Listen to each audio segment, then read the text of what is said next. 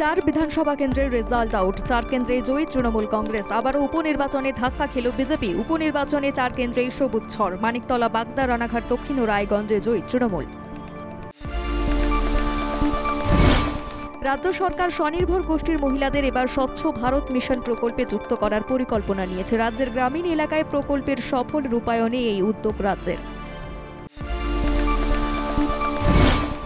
August মাসের মধ্যেই অসম্পূর্ণ 14,000 বাড়ি তৈরির কাজ শেষ হবে, এমনই পরিকল্পনা নিয়ে কাজ করছে রাজ্য সরকার। ইতিমধ্যেই বাংলায় শেষ হয়েছে 98% অধিক বাড়ি তৈরির কাজ।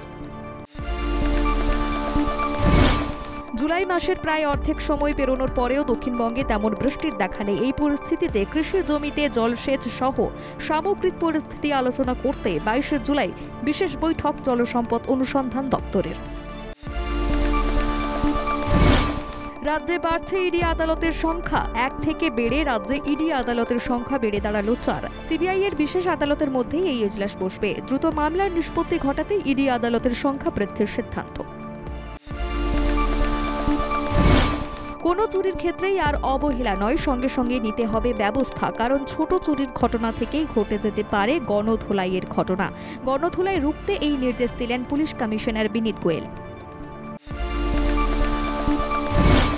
সাইবার ক্রাইম রুখতে তৎপর রাজ্য পুলিশ যৌথভাবে তদন্ত করে 2 জন অপরাধীকে গ্রেপ্তার করা হয়। নিউ টাউনের একটি আবাসন থেকে 2 জনকে গ্রেপ্তার করে পুলিশ। ধৃতদের হাওড়া আদালতে পেশ করা হয়। বিগত 2 বছর থেকেই মধ্যশিক্ষা পর্ষদের পরিকল্পনা ছিল নবম শ্রেণীর রেজিস্ট্রেশন প্রক্রিয়া অনলাইনে করার। অবশেষে সেই ভাবনা বাস্তবায়িত হতে চলেছে। চলতি বছর 15 জুলাই থেকে 31 আগস্ট পর্যন্ত নবম শ্রেণীর রেজিস্ট্রেশন হবে অনলাইনে। রেলের জরুরি কাজের জেরে শনিবার ও রবিবার হাওড়া ডিভিশনে বাতিল থাকবে হাফ ডজন লোকাল ট্রেন। শেওড়াফুলিতে মেরামতির কাজ থাকার দরুন বন্ধ থাকবে একাধিক লোকাল ট্রেন। শনিবার পূর্ব বর্ধমান জেলার কেতুগ্রামের একটি বাড়িতে আচমকাই লেগে যায় আগুন। বাড়ির ভেতরে থাকা স্বামী স্ত্রী কোনো রকমে প্রাণে বেঁচে ফিরেছেন। ঘটনায় আতঙ্ক ছড়িয়ে পড়ে গোটা এলাকায়। কিভাবে আগুন লাগলো তা জানতে তদন্ত শুরু করেছে পুলিশ। লোকসভার পর ভোট হয় দেশের 13টি বিধানসভা কেন্দ্রে। সেই বিধানসভার উপনির্বাচনে জোর ধাক্কা খেল বিজেপি। এর মধ্যে পাঞ্জাবের জলন্ধর আসনে জয়ী হয়েছেন আম আদমি পার্টির প্রার্থী মহিন্দর ভগত। 23,000-এর বেশি ভোটে জয়লাভ করে কার্যত ইন্ডিয়া জোটের শক্তি বাড়িয়েছেন তিনি।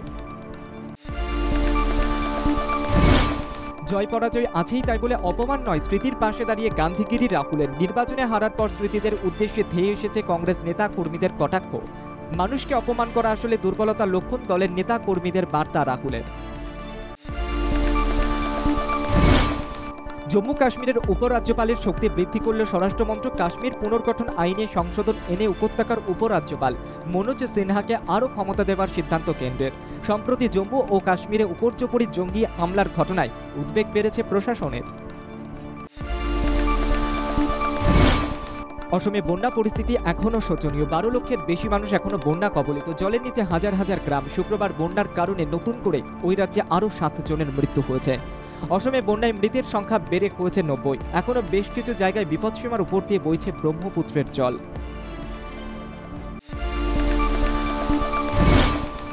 দিল্লিতে ভারী বৃষ্টিতে বিপর্যস্ত জনজীবন। দিল্লির পাশাপাশি নয়ডা, ফরিদাবাদেও প্রবল বৃষ্টি চলছে। হাওয়া অফিস জানিয়েছে শনিবার সকাল থেকে দিল্লি এবং সংলগ্ন এলাকায় ভারী থেকে অতি ভারী বৃষ্টি হবে। এই বৃষ্টি রবিবারও চলবে।